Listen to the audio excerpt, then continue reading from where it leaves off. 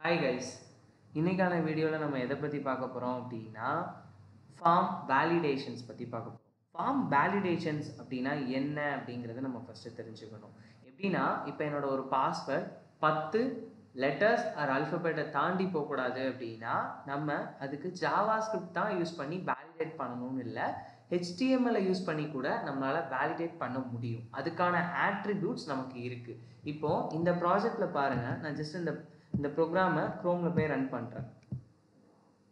இப்போ இந்த க்ரோமில் ரன் பண்ணும்போது பார்த்தீங்கன்னா என்னோடய யூசர் நேம் வந்து நான் எவ்வளோ டைப் பண்ணாலும் எனக்கு அந்த இது டைப் ஆகிட்டே தான் இருக்கே தவிர எனக்கு அது போய்கிட்டே இருக்குது. இப்போ பார்த்தீங்கன்னா அது போய்கிட்டே தான் இருக்குது. அதுக்கு வந்து ஒரு மேக்ஸிமம் நம்பர்ஸ் அப்படின்னு ஒன்று இல்லை. நம்ம அதை வேலிடேட் பண்ணணும் அப்படின்னு சொல்லும்போது இந்த இடத்துல நம்ம எதை யூஸ் பண்ணணும் அப்படின்னா மேக்ஸிமம் லென்த் 10 அப்படின்னு நம்ம சொல்லி கொடுத்துட்டோம்னு வச்சுக்கோங்க.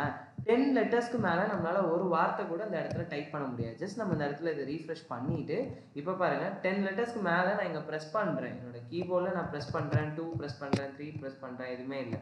அதே இது நான் இப்போ ஸ்ரீதர் ராஜ் பி ஏன்னா இங்கே டைப் பண்ணுறேன். ஆனால் எனக்கு 10 லெட்டர் தான் நான் கொடுக்கணும்னு சொல்லியிருக்கேன். அதை தாண்டி என்னால் கொடுக்க முடியாது.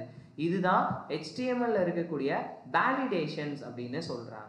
ஓகேவா?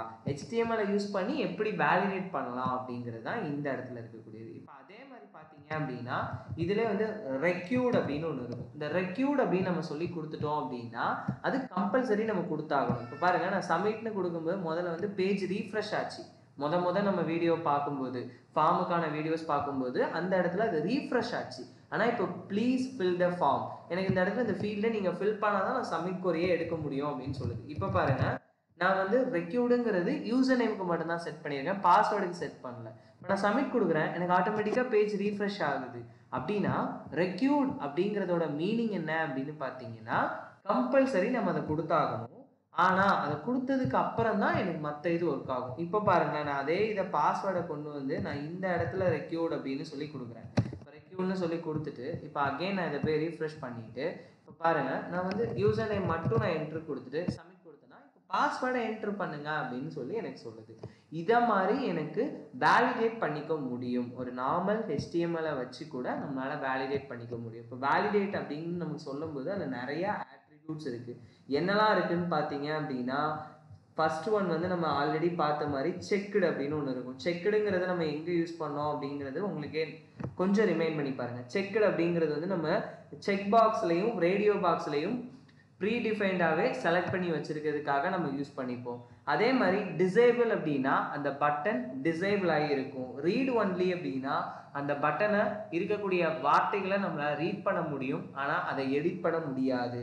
பிளேஸ் ஹோல்டர், இப்போ இந்த இடத்துல போயிட்டு பிளேஸ் ஹோல்டர் அப்படின்னு ஒன்று இருக்கு. இந்த பிளேஸ் ஹோல்டர் அப்படின்னு நான் சொல்லிட்டு நான் என்ன சொல்கிறேன் அப்படின்னா என்டர் த யூசர் நேம் அப்படின்னு நான் சொல்லி கொடுக்குறேன். இப்போவே பாருங்கள், என்னோட இடத்துல அந்த பிளேஸ் ஹோல்டர் அப்படிங்கிற கண்டென்ட்ல என்டர் த யூசர் நேம் அப்படின்னு இருக்குது. இப்போ நான் அந்த இடத்துல போய் என்னோட கண்டென்ட்டை டைப் பண்ணும்போது அந்த நான் பிளேஸ் ஹோல்டரில் டைப் பண்ண கண்டென்ட் வந்து ஹிடன் ஆயிடுச்சு.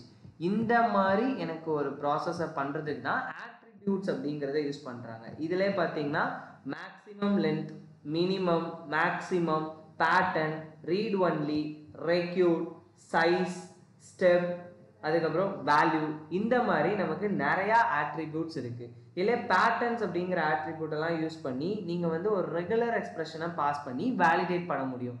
இப்போ வந்து நம்பர்ஸ் அப்படின்னா எனக்கு வந்து மொபைல் நம்பர் மட்டும்தான் இருக்கணும். ஒரு இமெயில் அப்படின்னா @, கண்டிப்பாக இருக்கணும். அந்த மாதிரி கூட நீங்கள் வேலிடேட் பண்ணிக்க முடியும். அதுக்காக தான் நம்ம இந்த மாதிரி ஆட்ரிபியூட்ஸை யூஸ் பண்ணுறோம். இதே மாதிரி யூஸ்ஃபுல்லான வீடியோஸ் உங்களுக்கு வேணும் அப்படின்னா கிரிடோ சிஸ்டம் சேனலை லைக் பண்ணுங்கள், ஷேர் பண்ணுங்கள், சப்ஸ்கிரைப் பண்ணுங்கள். நெக்ஸ்ட் வீடியோவில் பார்க்கலாம் guys. Thank you, bye. Hi all, HTML series complete ஆயாச்சு. ஸோ இதே மாதிரியான வீடியோஸ் உங்களுக்கு வேணும்னா கமெண்ட் பாக்ஸில் கமெண்ட் பண்ணுங்கள். அண்ட் கிரெடோ சிஸ்டமில் பொங்கல் ஆஃபர் போயிட்டுருக்கு.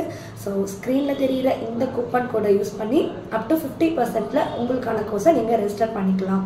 ஸோ இதை பற்றின இன்னும் இன்ஃபர்மேஷன் வேணும் அப்படின்னா டிஸ்கிரிப்ஷனில் தெரிகிற இந்த நம்பரை காண்டாக்ட் பண்ணுங்கள்.